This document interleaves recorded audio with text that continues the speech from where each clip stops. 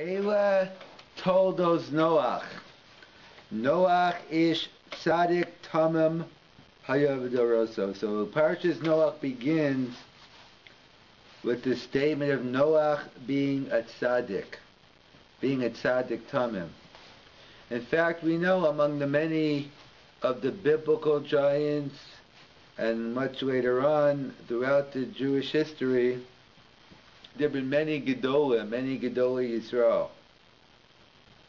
And some are known more as Talmidei Chachamim, Torah scholars, poskim, answering halacha queries or other type of questions. And then you have what are known as more tzaddikim. Again, that's just to generalize, but you can have both. Generally, a Hasidic Rabbi is known more in the Sidkis level, not that they can't be a Talmud Chacham. The Avnei Nezer was one of the great Hasidic Rebbeim who was a big Talmud Chacham. And you have other Gedolim who are tremendous Talmidei Chachamim, they were still tzaddikim. But as a general rule, that's the way it's set up. So it's much easier to try to figure out who is a Torah scholar versus who is a tzaddik. It seems to be a more objective standard. Check how much the person knows, give them a test, listen to a class. You can have some idea of what a person knows once they open their mouth. But tzaddik, it's much more in the gut. It's hard.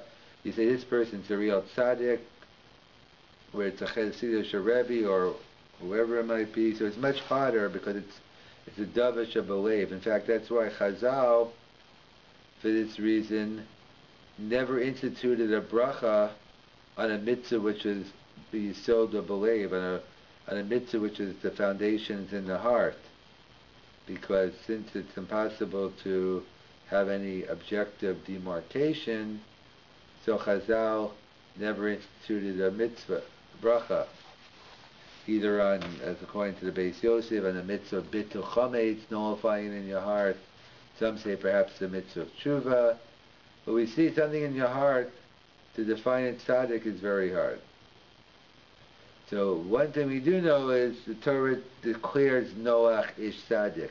There have been many tzaddikim in Jewish history, but not many get the title in the actual Chumash itself. And even that, interesting enough, is a whole discussion in the commentators, what type of tzaddik. And it says, well, it says tzaddik tamim, but yet in the rabbinic writings they discuss whether he was great as Avraham, maybe only in his generation. Is the whole discussion on the level of Sidkis. But the bottom line is, as they're all said and done, the Torah calls Noach a tzaddik. There's only one other place, one other person who's known in the literature as a tzaddik. I don't believe it's in the Chumash, but it's known as Yosef HaTzadik. Joseph, the one of the brothers, he's known as in Yosef HaTzadik. So the question the Das Kenim Ubali Tosfos asks is,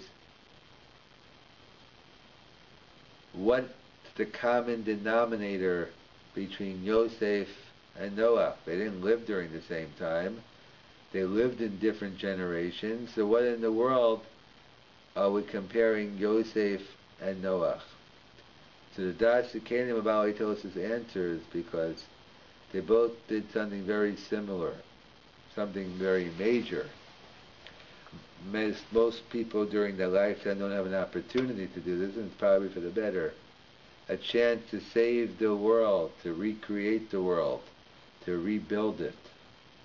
Noach, as we all know, when the flood came and destroyed the whole world, except for Noach and the people on his ark and the animals, Noach got the command, Seim in Teva. He went out. It'd be very easy to stay in the teva, not want to go out. Save in teva, go out of the ark and start rebuilding the world. That's what Noach did. He saw the world b'chorbano, in its destruction, and then it would binyano. Kind of like, perhaps those who went to live through the Holocaust saw the churban and then later on the binyano. the rebuilding. And Yosef, also in a similar vein, we're familiar with the story we're going to be reading later on about the famine, and everyone was running out of food, and only Yosef, because he had the wisdom of putting away food during the good times, so he had plenty of food, and he was able to also keep the world going. So we see someone who sustains the world, who keeps the world going, is called a tzaddik. Noach saved the world. He rebuilt the world. Yosef rebuilt the world. How do we know? It's great that they did it, or else we wouldn't be here today. But how do we know that someone who saves the world gets the label of tzaddik? That we say 3 times a day in davening, twice in the morning, once at mincha, in the famous prayer of Ashrei. We say, Poseach es yadecha, God, you open up your hands, umaspia l'chol chai ratzon, and you give food to everybody. And then what's the next pasuk? Tzaddik Hashem b'chol derech, of God, you are a tzaddik. You are a righteous person. So we see from here the Das Tzaddikim Alitosis that one who sustains the world gets the status of a tzaddik. So Noach was clearly a tzaddik, and perhaps on a simple level, that's probably why Noach was saved. Why was Noach saved? Noach ish tzaddik tama yom doroso. The only problem with that is if you look at the end of Parashas Bereshis, which is the pasuk right before, it seems to imply a different reason. It says,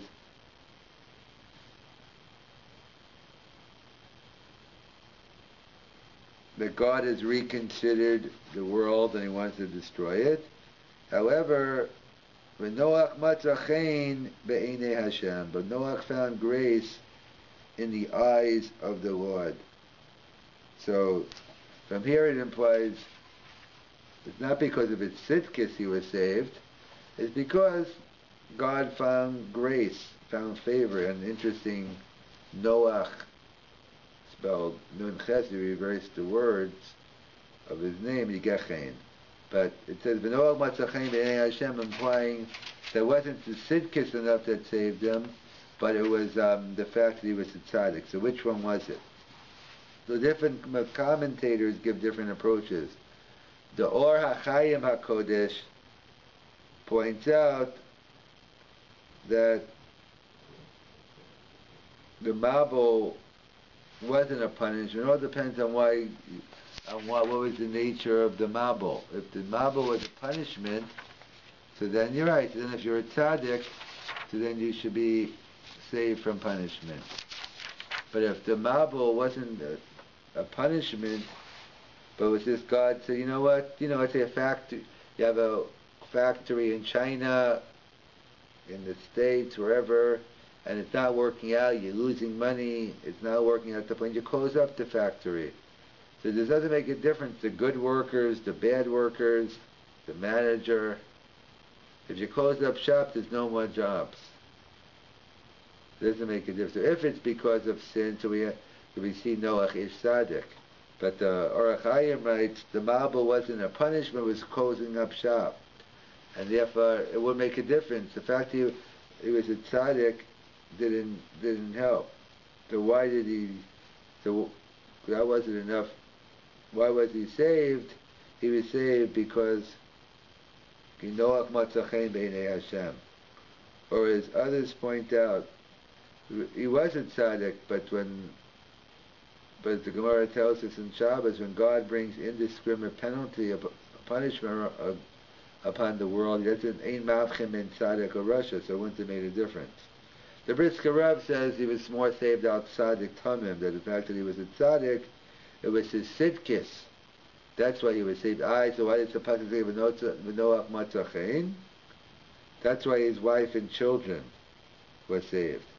And the Malbim writes that Noach was an indictment on the whole world.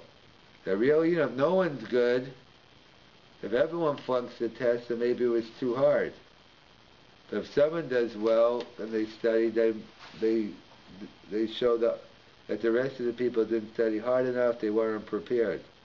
So Noach, maybe there is a time maybe the social pressure is so strong that you can't keep the Torah and mitzvahs, or whatever they had at that time, whatever the moral compass was then. However, Noach disproved that, kind of like it says Hillel was mechayev the aniyim. Hillel obligated the poor people, even though he was very poor, he still ended up finding time for learning. And Abraham was an indictment on the people of Sodom and Amorah. So we point out that that's the tension here in the Psukim. On one hand, Ewa told us Noach is tzaddik, that his greatness, the reason why he was saved is because of the tzidkis, because of his righteousness. On the other hand, Noach matzachein implies that he didn't deserve it on his own, that it wasn't his tzidkis on his own, it was only because God found favor. Of course, maybe he was matzachein because he was a tzaddik. But nevertheless, so that's what we saw, different explanations. If it was based on a punishment, and then his tzidkis should save him. But if God was just closing up shop, so then it wouldn't save him. Or as the Brisker Rav says, he was saved out of tzidkis, but his family was saved on matzachein. And that's why, whatever explanation you want to say, the Torah declares Noach a tzaddik, as well as we know in our rabbinic literature, Yosef is a tzaddik, because they both were involved in tikkun ha'olam, in rebuilding the world. And how do we know when it rebuilds the world? It's called a tzaddik. We call it posech tzadachol masvil kol chayratzon, tzaddik Hashem b'chol derachav. And that's why both Noach and Yosef had the common theme that they both saved the world.